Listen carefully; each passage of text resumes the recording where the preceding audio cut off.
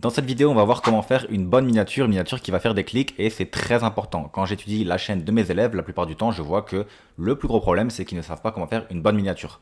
Et même si la miniature, c'est pas le point le plus important d'une vidéo, le problème, c'est que c'est un point éliminatoire. Vous avez beau avoir la meilleure vidéo du monde, si personne ne clique sur la vidéo, personne ne verra la vidéo. Donc la miniature, c'est éliminatoire. Pas de bonne miniature, la vidéo ne marchera pas dans tous les cas. Donc il faut que vous sachiez comment faire une bonne miniature. C'est pour ça qu'il va falloir être très attentif dans cette vidéo. Je vais vous balancer quelques points à la suite. J'ai pas forcément prévu un plan d'action, mais vous allez voir que tous les points sont très importants. Le premier point du coup, qu'est-ce que c'est la miniature doit être lisible très rapidement et attirer l'œil très rapidement. Donc par exemple, en fait, quand les gens vont cliquer sur une vidéo, ce qu'ils vont faire, c'est qu'ils vont scroll très rapidement l'écran et ils vont sélectionner d'un coup une miniature qui va attirer leur œil. Comment est-ce qu'on fait pour attirer l'œil d'une miniature dans l'écran d'accueil? Et bien déjà, il y a un exercice que vous pouvez faire, c'est vous mettre en mode privé sur YouTube, fermer les yeux, ouvrir les yeux et regarder un petit peu les miniatures qui vous attirent. Ce que vous pouvez faire également, c'est rechercher dans votre niche les miniatures qui vous attirent. Vous fermez les yeux, vous ouvrez les yeux, ça va vous donner des éléments clés. Ça peut être par exemple la couleur qui va être un peu flashy, ça peut être du gros texte avec des points d'exclamation, ça peut être une expression de visage avec une très grosse expression. C'est ces genres de choses-là qui vont faire en sorte que les gens vont s'arrêter de scroller quand ils vont scroller dans les miniatures. Donc ça, c'est important. Également, ce qui est important, donc deuxième point, quand on regarde une miniature, il faut qu'elle soit lisible en petite. Quand on est sur Photoshop, on fait la miniature, elle est en très grande sur l'écran, mais au final sur YouTube, elle va être en petite. Et donc vous devez dézoomer la miniature sur Photoshop et regarder, est-ce que quand elle est en petite, elle est toujours lisible, est-ce que le texte est lisible, est-ce qu'elle est toujours bien.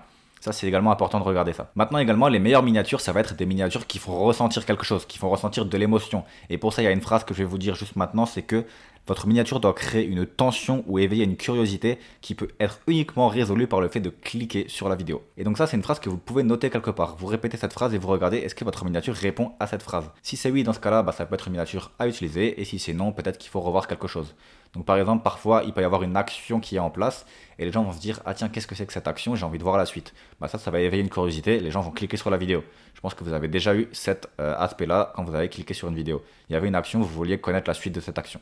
Il y a plein d'autres petits tips comme ça, comme par exemple aussi le fait de mettre du texte et de ne pas finir le texte, ou le fait de mettre quelque chose et de poser une question sans donner la réponse. Petite parenthèse par exemple maintenant pour le titre également, pour aussi faire en sorte que le taux de clic soit élevé, il y a aussi le titre qui compte. Si par exemple je dis Justin Bieber est mort, la personne elle va lire le titre, elle va voir Justin Bieber est mort, cool, elle a eu l'information, elle va pas regarder la vidéo. Mais par exemple si je mets ce scandale énorme sur ce qu'a fait Justin Bieber, personne ne va savoir quel est le scandale, ils vont cliquer pour voir. Donc ne donnez pas la réponse à la vidéo dans le titre ou dans la miniature, ça c'est important. Donc maintenant, qu'est-ce qui fait une bonne miniature en termes de design? Je vais vous mettre plusieurs miniatures sur l'écran de temps en temps dans la vidéo là, et je vais vous montrer. Donc moi ils sont sur mon ordi, je vais vous les mettre sur l'écran.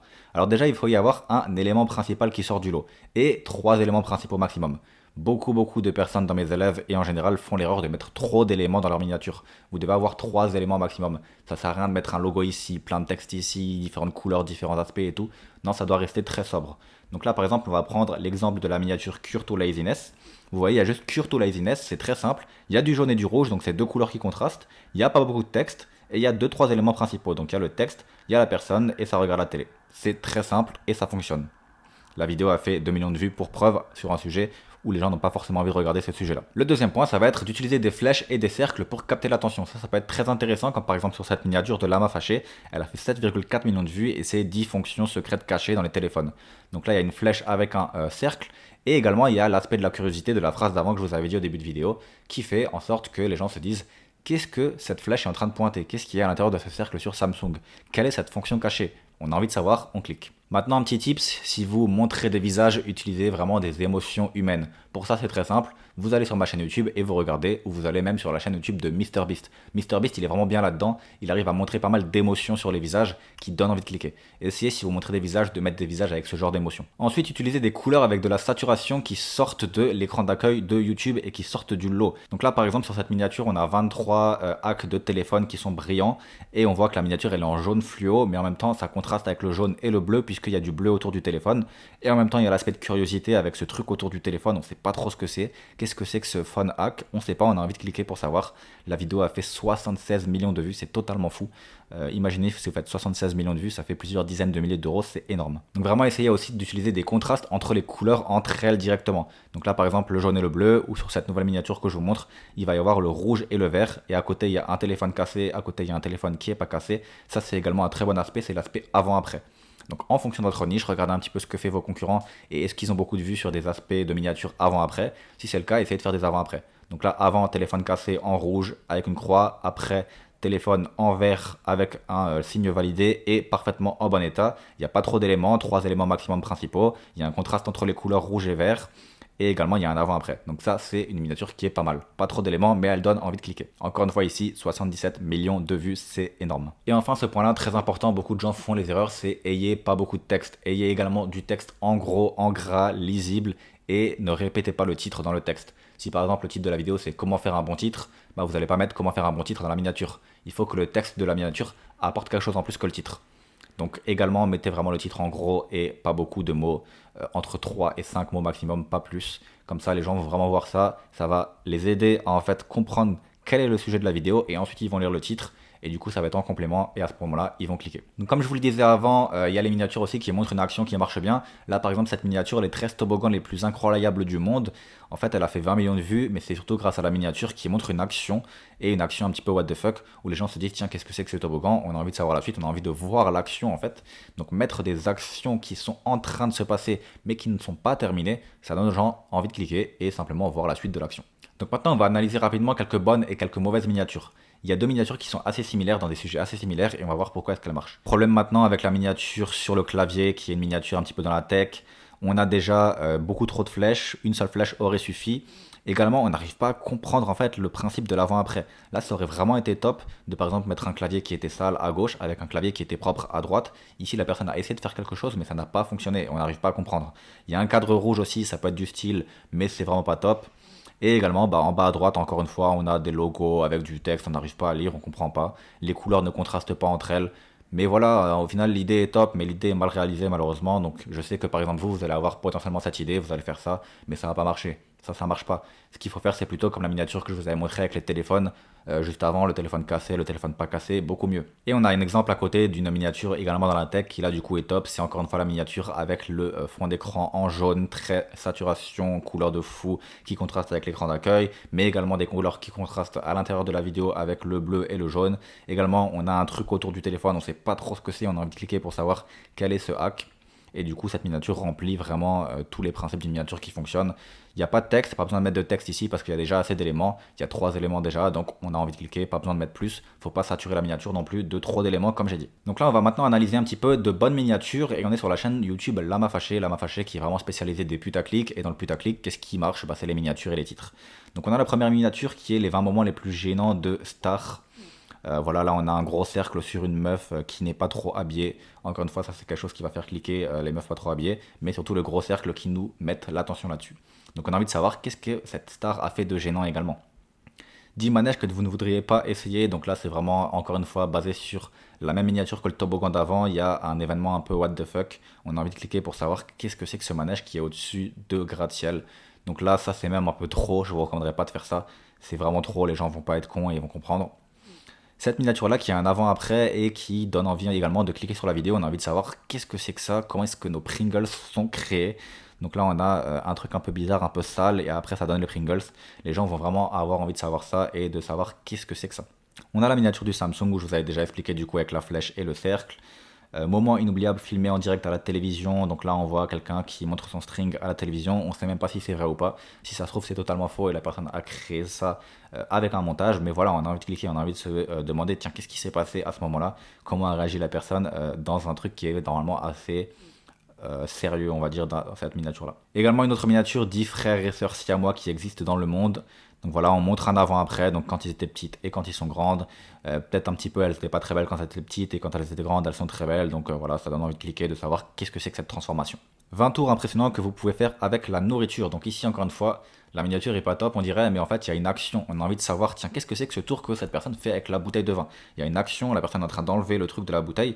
On a envie de savoir ce que c'est, donc les gens vont cliquer. Donc ensuite, on a 10 enfants au physique étonnant qui existent vraiment. Là, c'est vraiment, encore une fois, l'aspect what the fuck. La miniature est vraiment pas top, mais on se demande qu'est-ce que c'est que ce physique. Et on a envie de cliquer. C'est l'aspect vraiment curiosité de la phrase que je vous avais dit au début de vidéo. Les 10 penalties les plus drôles de l'histoire du football. Donc là, encore une fois, il y a une action en cours, on a envie de savoir ce qui se passe. Il y a également une flèche pour vraiment montrer sur l'action que le mec est totalement assis dans le but. Donc encore une fois, on ne sait pas si c'est une vraie action ou pas, ou si c'est juste un montage, mais ça donne envie de cliquer pour voir pourquoi est-ce que cette action est comme ça. Donc rapidement, on va également analyser mes meilleures miniatures pour un peu comprendre. Alors la première miniature, qui est une miniature de moi où je mets les guides d'hashtag TikTok.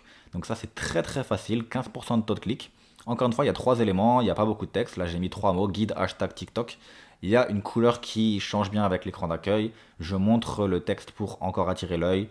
Et voilà, il y a le logo TikTok. Donc c'est vraiment très classique. Il y a 15% de taux par clic. C'est l'une de mes miniatures qui a le plus gros taux par clic.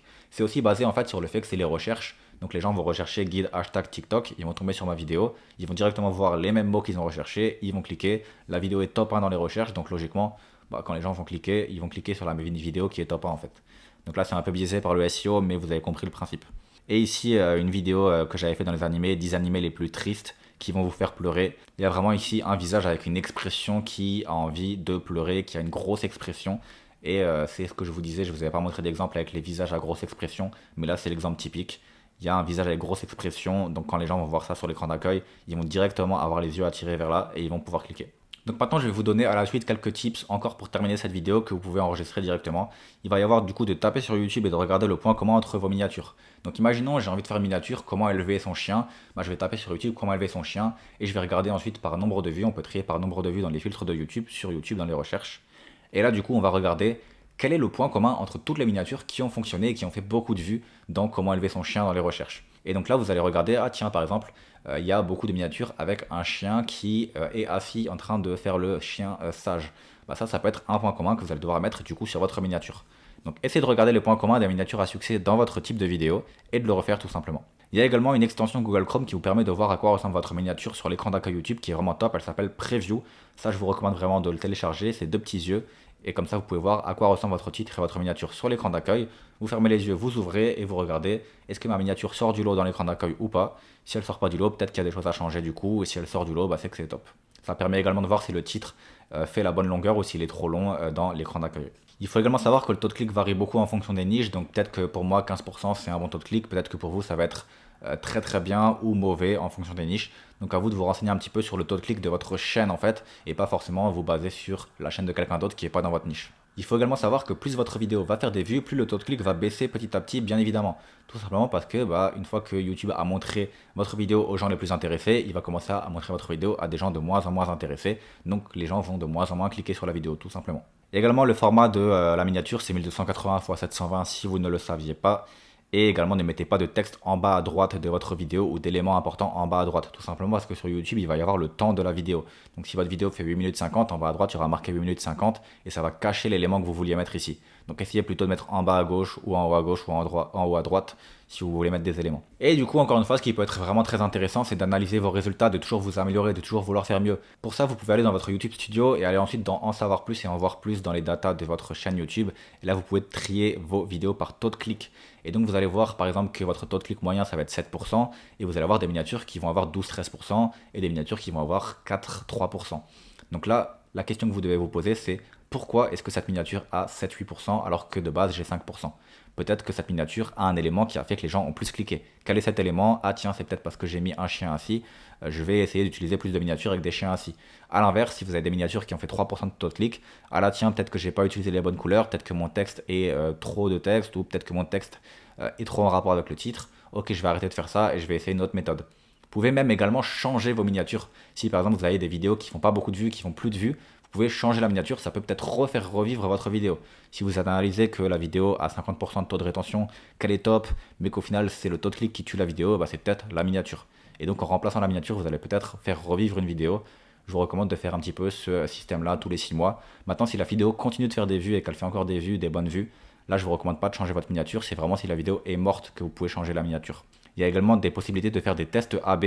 Donc vous pouvez utiliser par exemple différentes couleurs rapidement, faire le test et voir, ah tiens, cette miniature a mieux marché, donc vous enregistrez cette data dans votre tête. Vous pouvez également faire des tests avec du texte, donc là du texte, là pas de texte, un zoom, pas de zoom, voilà, vous pouvez essayer un petit peu différentes choses grâce à cette nouvelle fonctionnalité de miniature test AB sur YouTube Studio. Donc c'est tout pour cette vidéo, très rapidement sur les miniatures, je vous ai donné pas mal de tips, n'hésitez pas maintenant à mettre en place ces tips là, et sinon vous pouvez rejoindre la formation offerte juste en dessous et la formation YouTube automatisation où c'est beaucoup plus poussé et même avec un groupe privé où vous pouvez m'envoyer vos miniatures et je les analyse directement. Sinon, n'hésitez pas non plus à peut-être me mettre votre chaîne dans les commentaires. Vous me demandez d'analyser vos miniatures et je peux vous donner une réponse directement dans les commentaires juste en dessous. J'espère que cette vidéo vous a aidé. La formation offerte est juste en dessous. On se retrouve dans d'autres vidéos. Ciao!